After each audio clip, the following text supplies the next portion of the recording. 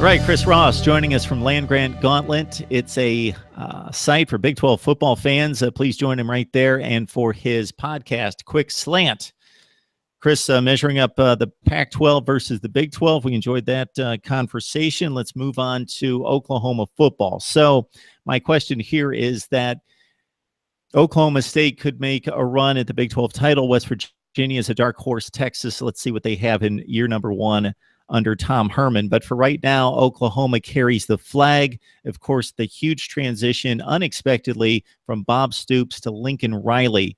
Your thoughts about Lincoln Riley and this being his program, if you've seen any changes, whether they be real, concrete, structural, systematic changes or just stylistic changes, and if Oklahoma's on firm footing going forward.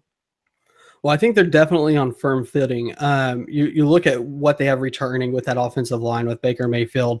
They need a receiver to step up. They don't have a proven running back yet, but that's just a matter of who, not if.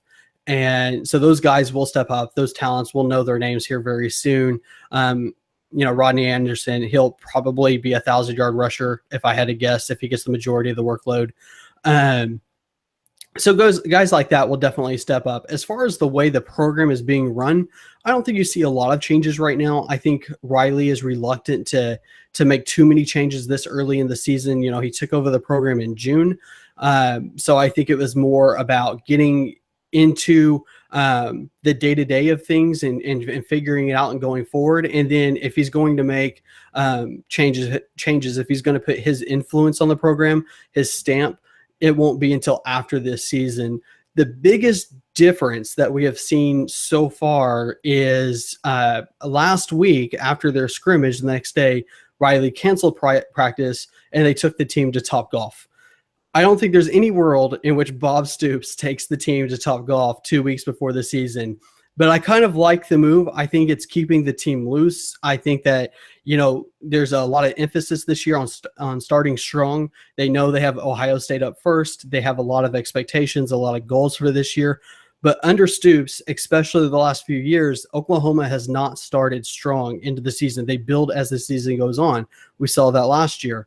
So I think Riley is trying to address that a little bit, but overall, not too many changes to be made. And you had mentioned to me before we started to record that Ruffin McNeil, brought in from former head coach at East Carolina, has had a number of stops along the way, very seasoned football coach. And it's interesting that a guy like Lincoln Riley, hotshot, who's come up through the ranks, succeeded at a number of levels, at a number of stops, and gained much acclaim for his football acumen, and that he is an up-and-comer, even if he hadn't gained this position this quickly, had the wherewithal, the awareness, and the understanding and humility that he needed to reach out maybe to somebody and bring somebody on staff that was a bit different from the rest of the group. You want that youthful energy, those young coaching minds together, but there's also something to be said for bringing somebody else in that's going to give a bit of wisdom from a different perspective.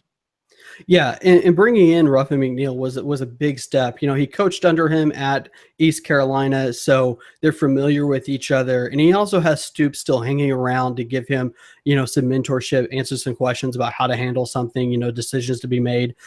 So to have that kind of mentorship around him, to have the talent he has at the program he has, no coach in history has walked into a better situation than Riley at Oklahoma.